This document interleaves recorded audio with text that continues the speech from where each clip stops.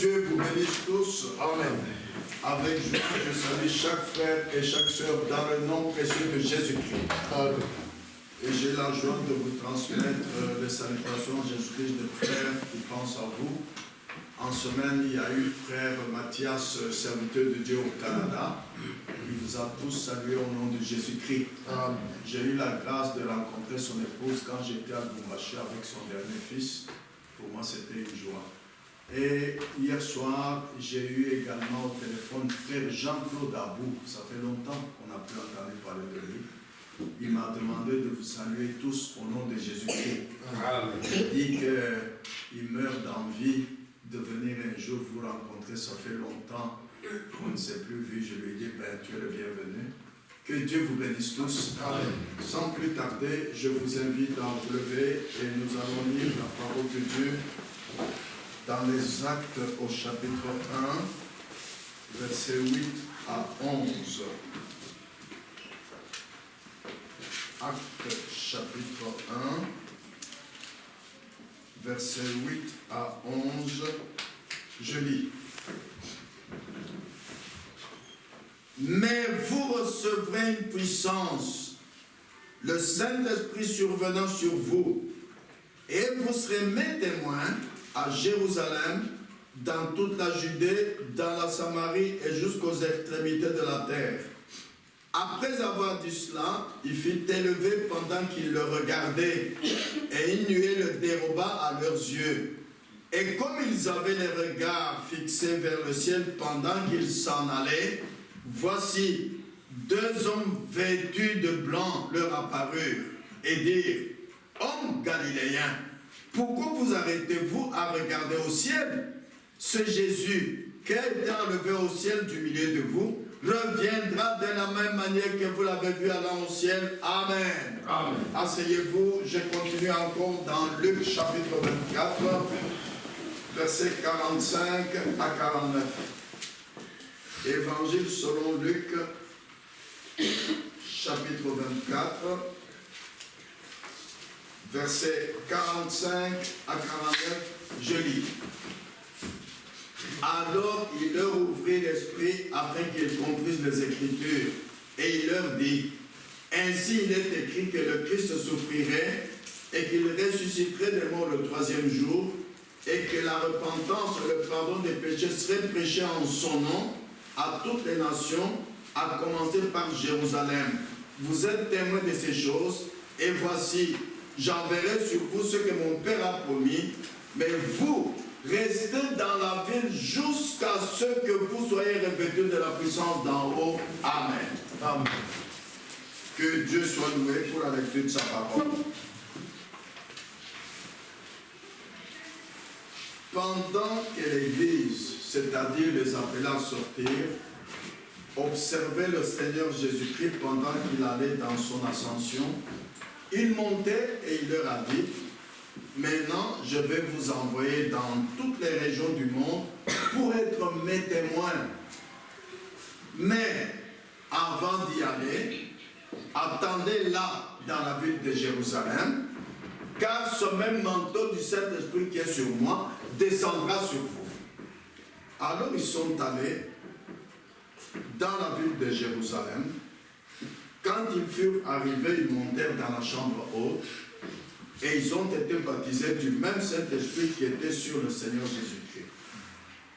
Je voudrais prendre comme texte aujourd'hui les images de Christ et comme sujet, qu'est-ce qu'il faut pour être un chrétien? C'est un sujet qui nous intéresse, c'est pour cela que nous sommes venus ici, c'est pour cela que nous avons quitté le monde. C'est pour aller dans l'enlèvement. Il n'y a que les chrétiens qui vont dans l'enlèvement, pas les croyants. Tu es né de nouveau, c'est bien mon frère, c'est bien ma soeur, mais tu n'iras pas dans l'enlèvement. Tu vas vivre la grande tribulation.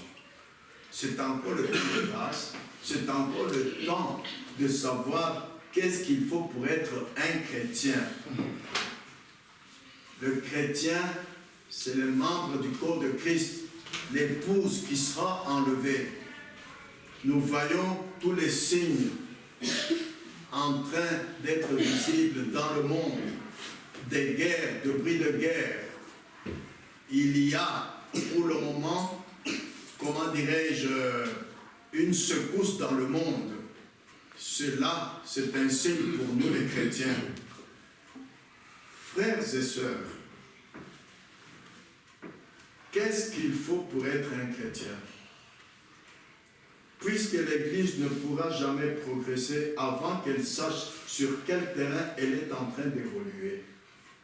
Je vous ai toujours dit, je vous le redis, que la Bible n'enseigne pas une Église qui ne progresse pas. Non!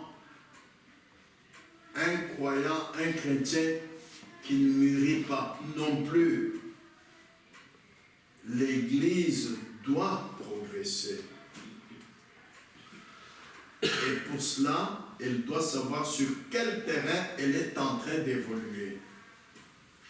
Et je crois qu'avant qu'une personne puisse jamais aller de l'avant, ou avoir une foi assurée, cette personne devra premièrement savoir où elle se tient et comment se tenir après avoir pris position.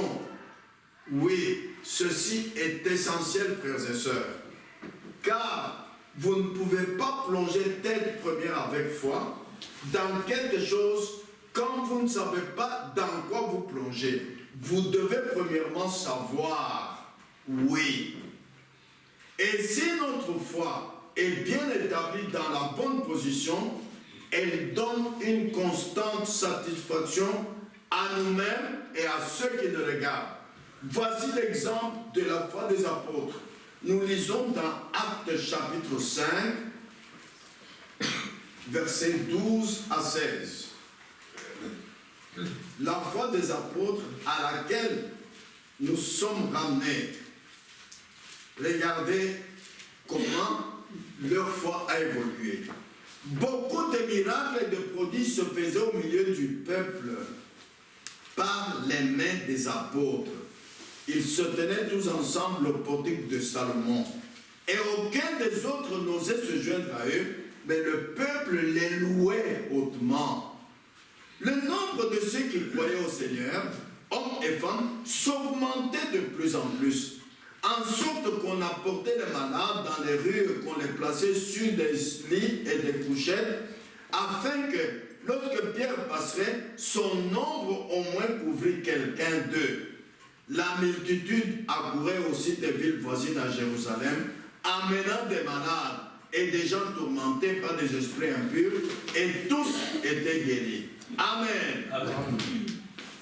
Frères et sœurs, vous voyez ce que nous venons de lire dans Actes 16, 5, verset 16, qu'on amenait des malades et des gens tourmentés et tous étaient guéris. C'est comme cela que ça se passe avec les gens qui veulent obtenir la guérison. S'ils peuvent simplement avoir d'abord une toute petite évidence, les églises, il y en a beaucoup. Mais une église qui ne montre pas l'évidence de leur foi, comment voulez-vous qu'on y amène des malades et des gens tourmentés? S'ils peuvent simplement avoir une toute petite évidence, alors ils viendront avec des malades demander la guérison. Voilà pourquoi lorsque nous disons que la grande chose que nous recherchons dans tout réveil, c'est, premièrement, amener les âmes perdues à Christ. Mais comment est-ce qu'ils vont amener les âmes perdues à Christ? Lorsqu'il y a une évidence parmi ceux qui ont cru. Voyez ce qui se passe parmi les âmes perdues. Nous l'avons lu et nous pouvons relire dans Actes 5, versets 12 à 14. Je lis. Actes 5, verset 12 jusqu'au verset 14. Beaucoup de miracles et de prodiges se faisaient au milieu du peuple par les mains des apôtres. Ils se tenaient tous ensemble au portique de Salomon. Et aucun des autres n'osait se joindre à eux, mais le peuple les louait hautement. Le nombre de ceux qui croyaient au Seigneur, hommes et femmes, s'augmentait de plus en plus. Pourquoi? Parce qu'il montrait parmi eux l'évidence que Jésus-Christ est vivant. Amen. Amen. Voilà le modèle de l'Église qui est sorti de Pentecôte. Quel modèle nous devions être? Deuxièmement, nous disons que la grande chose que nous cherchons dans tout réveil, c'est deuxièmement, prier pour les malades. Mais comment est-ce que nous allons prier pour les malades? On va faire des groupes. Vous allez à l'hôpital Erasme, vous à tel hôpital, vous à tel hôpital. Non, ce n'est pas ce que la Bible nous enseigne. C'est lorsqu'il y a une évidence parmi nous qui avons cru, alors les malades qui auront vu ça ou qui auront entendu ça viendront eux-mêmes ou seront amenés auprès de nous pour prier pour eux. C'est ce que nous lisons dans Actes chapitre 5, versets 15 et 16. En sorte que on apportait les malades dans les rues, qu'on les plaçait sur des lits et des couchettes. Vous voyez qu'on avait fait un haut-parleur, emmenez les malades, c'est ici l'église de Dieu. Non, on n'avait pas fait ça. On n'avait pas non plus envoyé des tracts, ni des petites brochures, non plus. Eux-mêmes, le peuple, ils avaient entendu que dans telle église, quand tel malade est allé, il a été guéri du cancer. Quand tel malade est allé, il a été guéri du diabète. Quand tel malade est allé, le bateau a marché. Ils disent, ah! Mais là-bas, Jésus-Christ est vivant. Et alors, par cette évidence, ils ont amené, regardez le verset 16, la multitude accourait aussi de villes voisines à Jérusalem, amenant des malades et des gens tourmentés par des esprits impurs, et tous étaient guéris. Amen.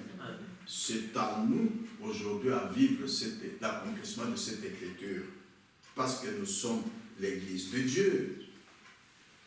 Nous lisons également dans 1 Corinthiens 14, versets 23 à 25. Je vais vous montrer une autre évidence là-bas. Ici, c'est une évidence physique qu'on voit avec les yeux, qu'on entend avec les oreilles. Mais maintenant, regardez dans 1 Corinthiens 14, versets 23 à 25. Si donc, dans une assemblée de l'Église entière, tous parlent en langue, et que surviennent des hommes du peuple ou des non-croyants, ne diront-ils pas que vous êtes fous? Parce qu'un parle en langue, il faut l'interprétation. Sinon, si vous continuez à parler et qu'un incroyant vient et dira, mais ces gens sont fous. Mais écoutez le verset 24.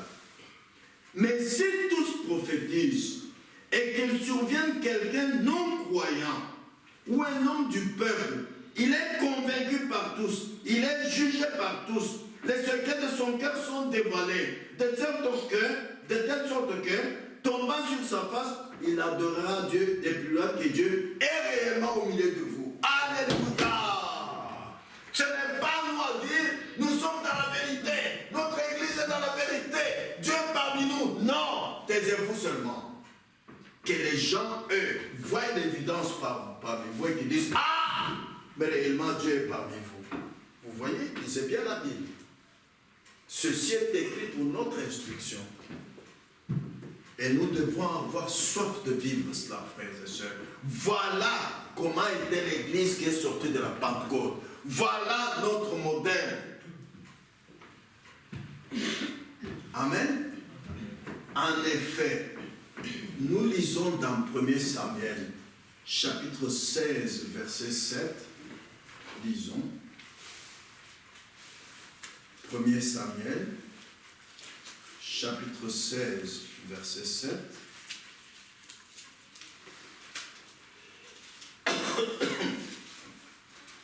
L'Éternel dit à Samuel, ne prends point garde à son apparence et à la hauteur de sa taille, car je l'ai rejeté. Écoutez maintenant.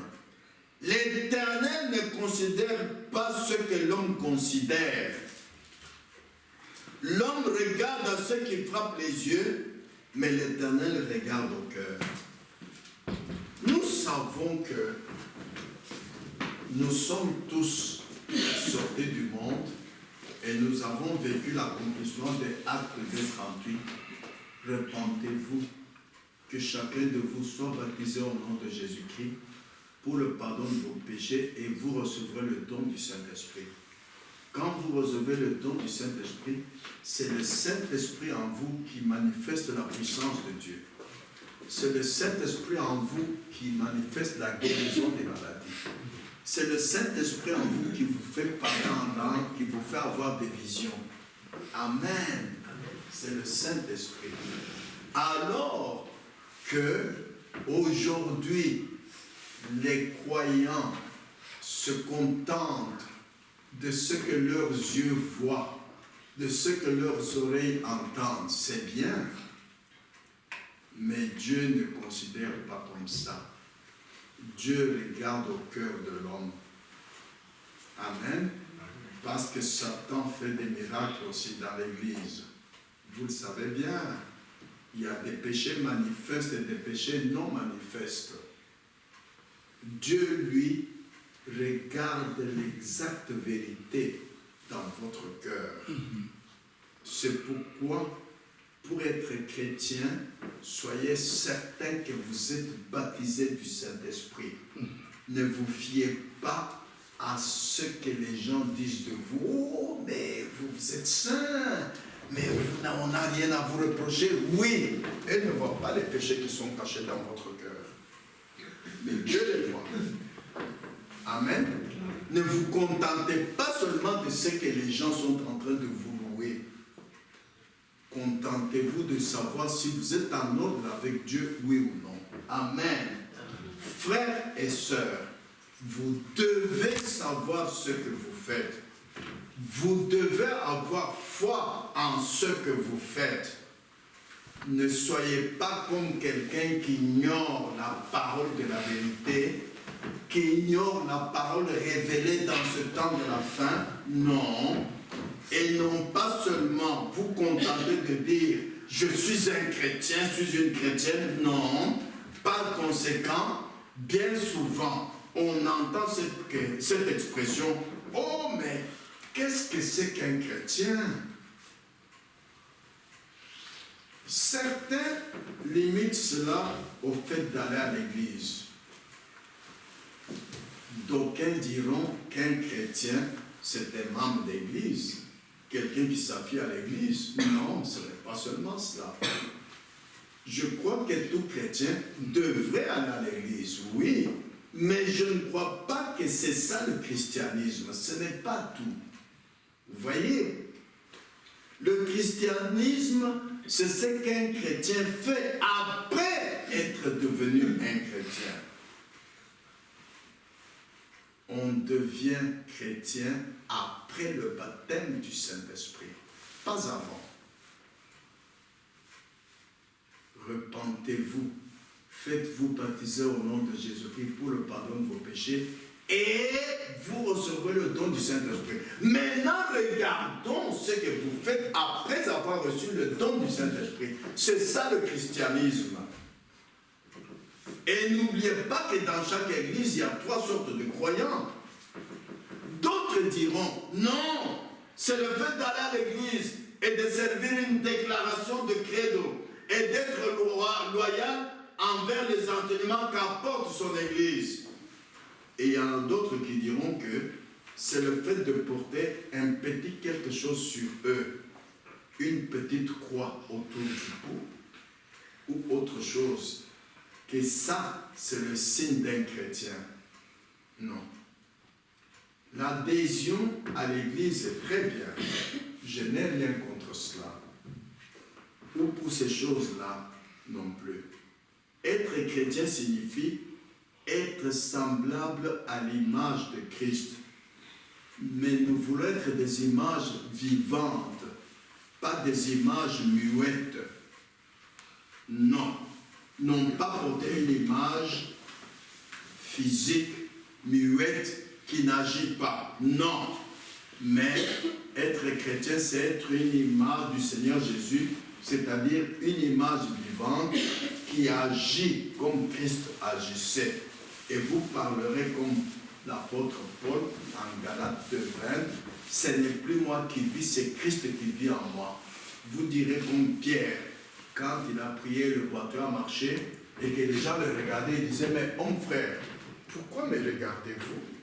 Pourquoi est-ce que vous nous regardez, Pierre, Jean et moi, comme si c'était par notre piété que ce boiteux a marché? Non, c'est le Dieu d'Abraham, le Dieu d'Isaac qui a glorifié son Seigneur Jésus. C'est par la foi en son nom que Jésus-Christ a fait marcher ce boiteux. Voilà la déclaration d'un chrétien. Ce n'est pas lui qui agit, c'est Christ en lui qui agit. Amen. Christ dans un chrétien, c'est une image vivante, une image qui parle, une image qui manifeste la puissance, une image qui accomplit les Écritures en faisant avoir la guérison aux malades et aux nécessiteux.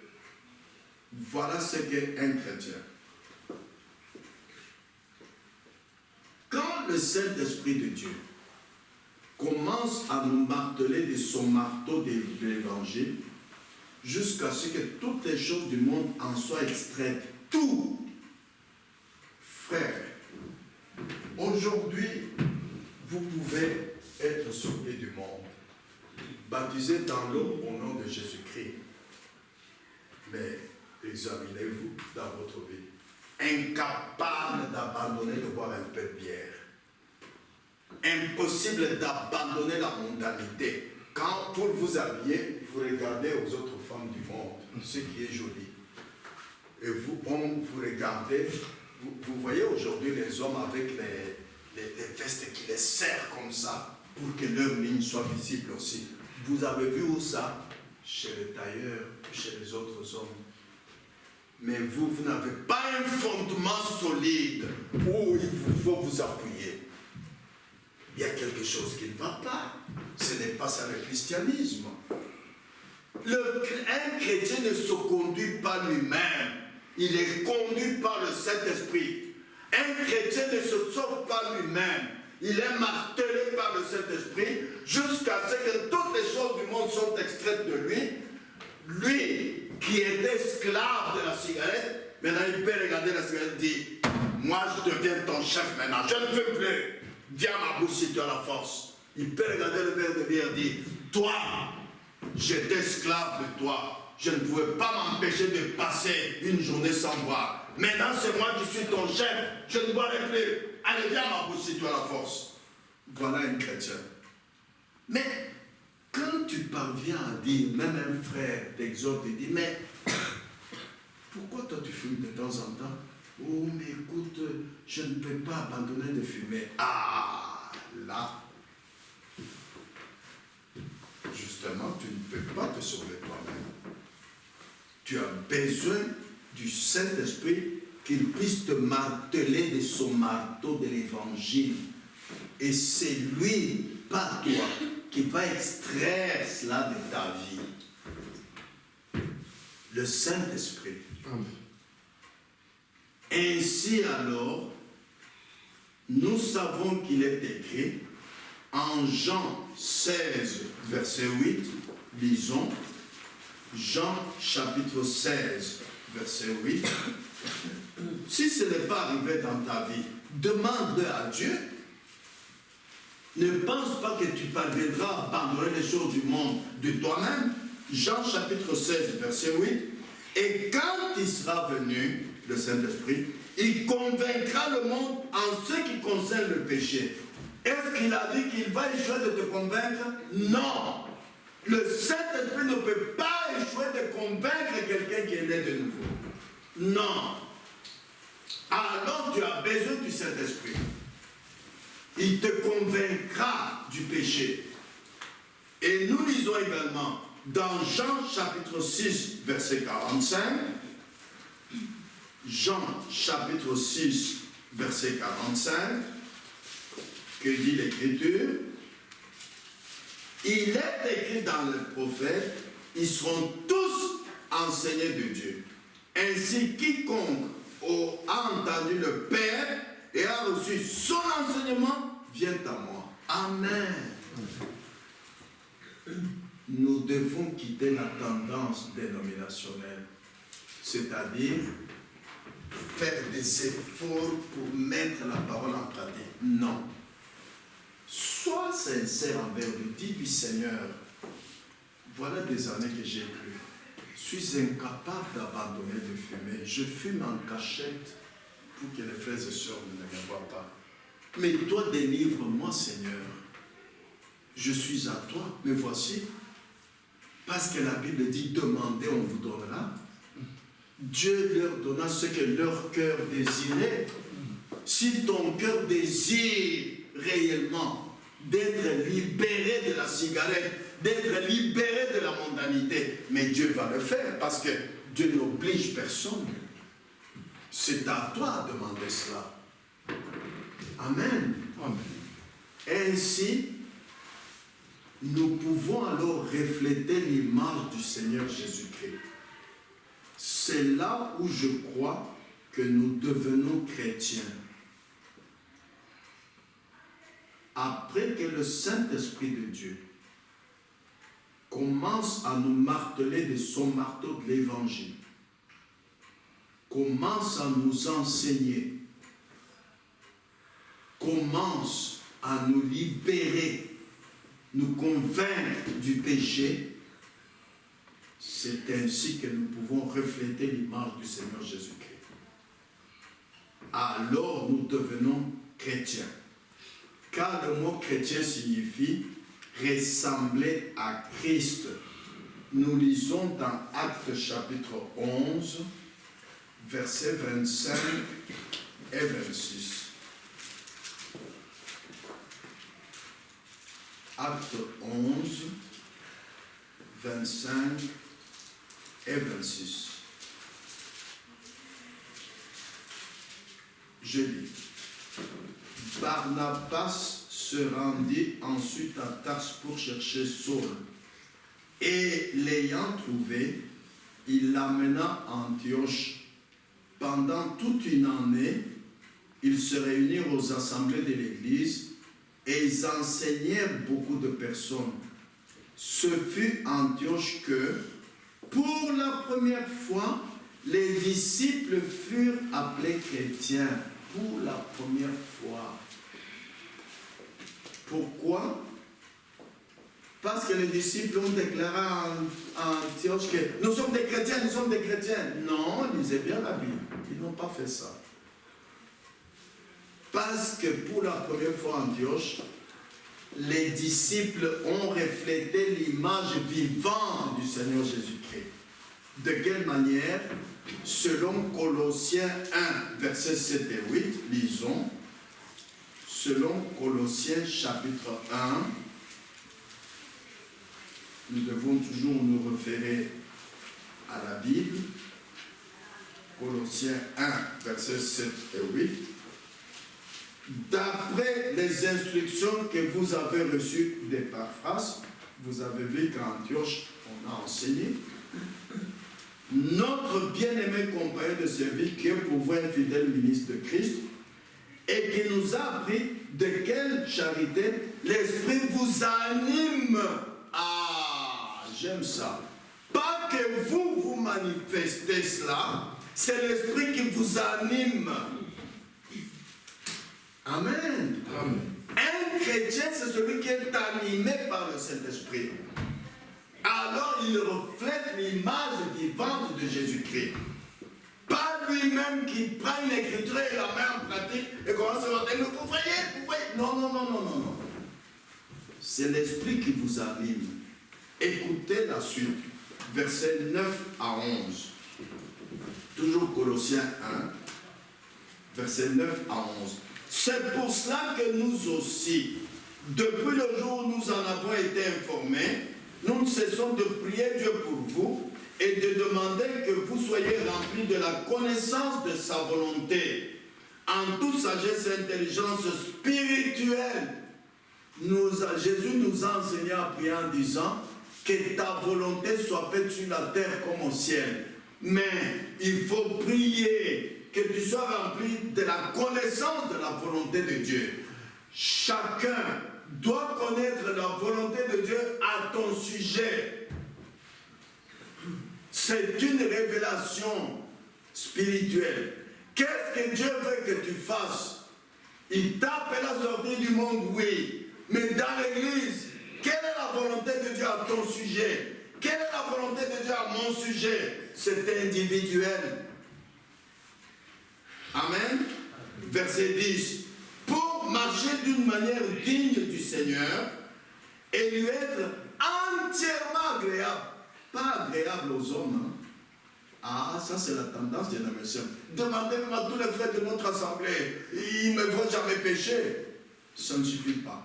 C'est une partie de la vérité. Il faut aussi être agréable à Dieu. Amen. Ah. Je continue à dire. Portant des fruits et en toutes sortes de bonnes œuvres et croissant par la connaissance de Dieu. Les fruits de l'esprit, vous les connaissez, n'est-ce pas? Est-ce que vous les portez? Voilà le problème de l'Église aujourd'hui. Il vous faut porter les fruits de l'esprit. Verset 11. Fortifiez à tous égards par sa puissance glorieuse, en sorte que vous soyez toujours avec joie, persévérant et patient. Fortifié à tous égards. Toi, tu peux être un David. Tu dis, ce Goliath, c'est un circoncis qui se vend. Moi, je peux le tuer. Même les frères de David ont dit, mais toi, on connaît ton orgueil depuis que tu étais jeune. Hein?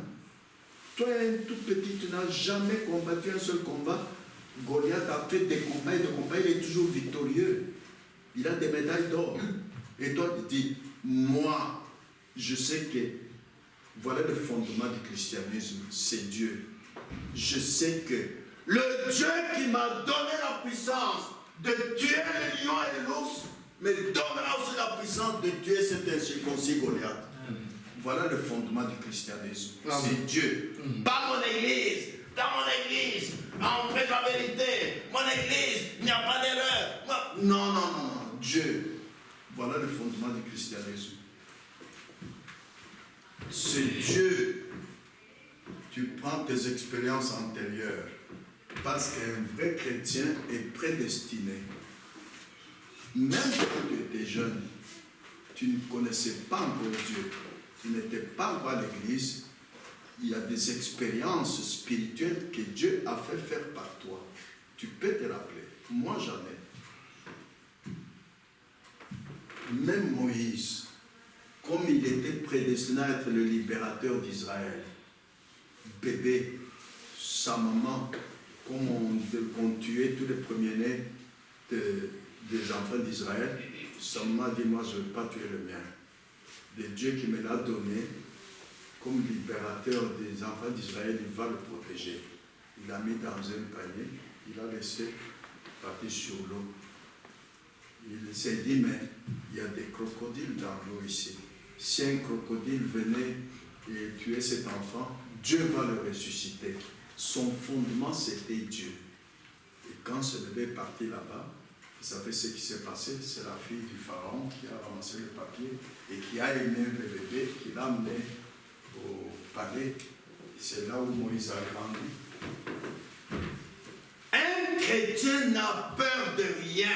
Il est courageux. Amen. Ah. Il sait que Dieu a donné la domination au Fils de l'homme. Dieu a créé l'homme pour dominer sur tout ce que Dieu a créé. Un chrétien doit le savoir.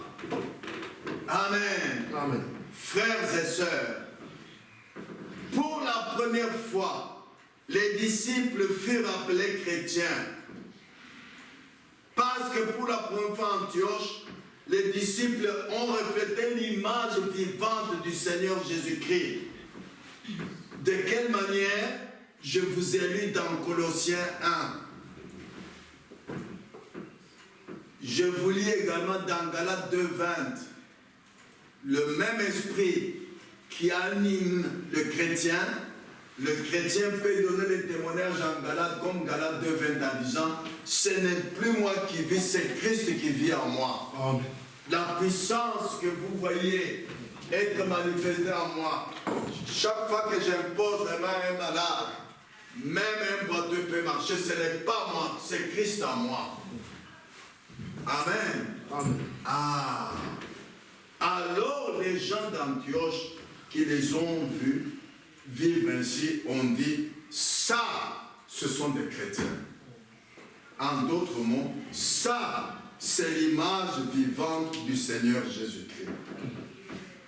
Maintenant, cela ne signifie pas que nous devons porter une longue barbe pour être l'image de Jésus-Christ.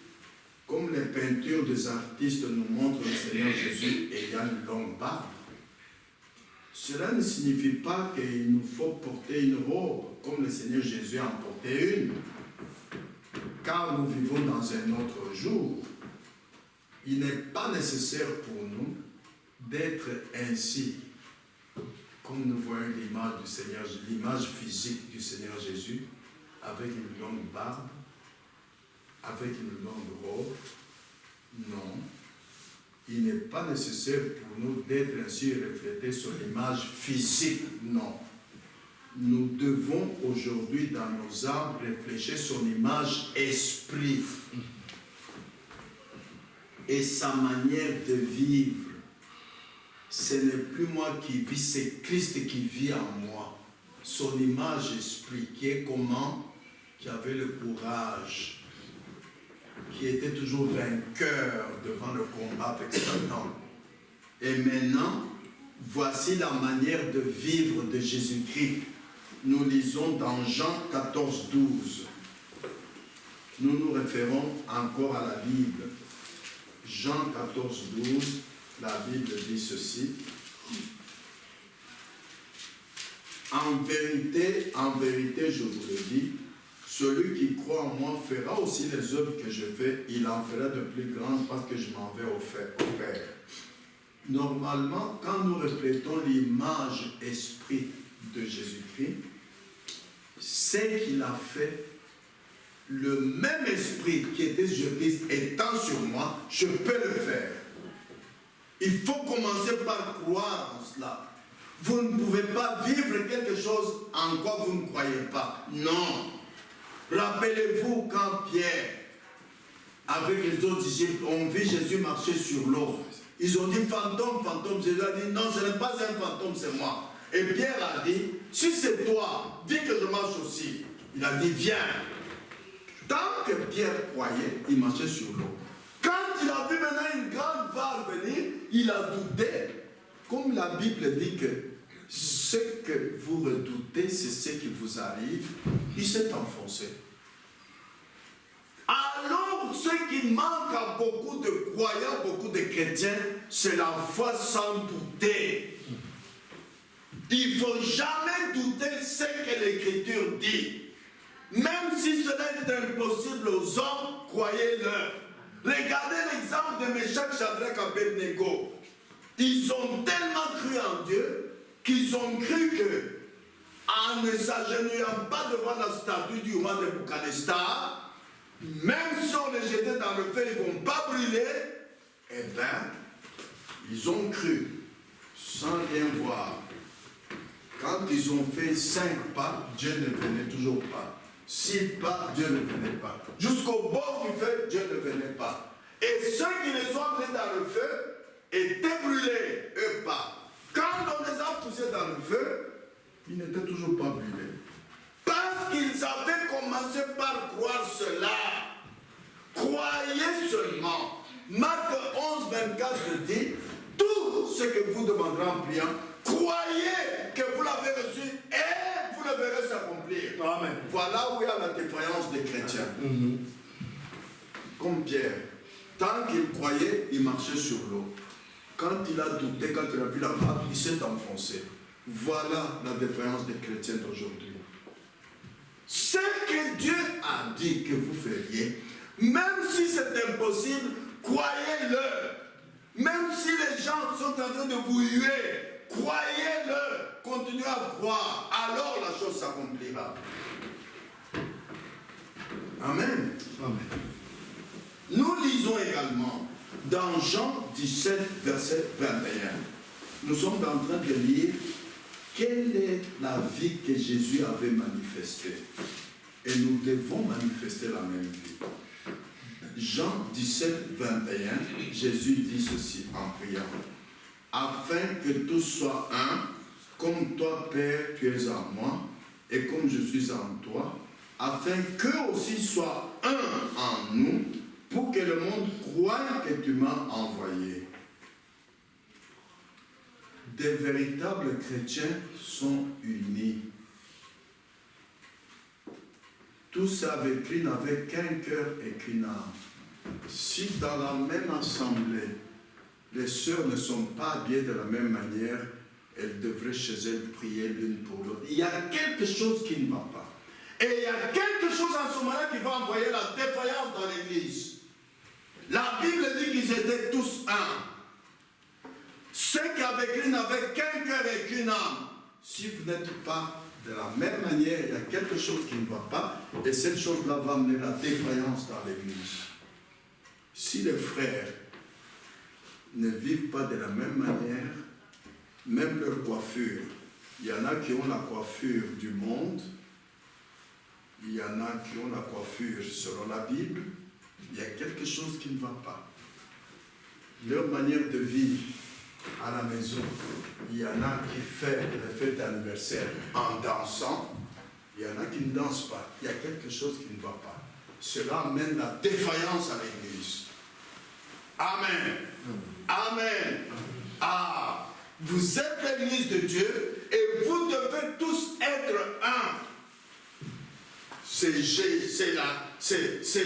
qui va faire que nous puissions refléter l'image vivante de Jésus-Christ. Il était un avec son Père. Et il a prié pour que nous tous, nous soyons un, comme lui était un avec son Père. Nous devions être un. De deux, nous ne devrions pas. Moi, je viens mardi au culte. Toi, tu ne viens pas mardi, tu viens dimanche. Nous ne sommes pas un. Nous ne sommes pas un. En ce moment-là, vous attendez de grandes choses à l'assemblée. Vous attendez un réveil. Le réveil va s'éteindre. Nous ne vivons pas l'écriture. Nous devrions prier à la réunion de jeudi. Prier pour l'assemblée, que nous soyons un. Que nous voyions, que nous comprenions le christianisme de la même manière. Alors la puissance de Jésus-Christ sera manifestée au milieu de nous.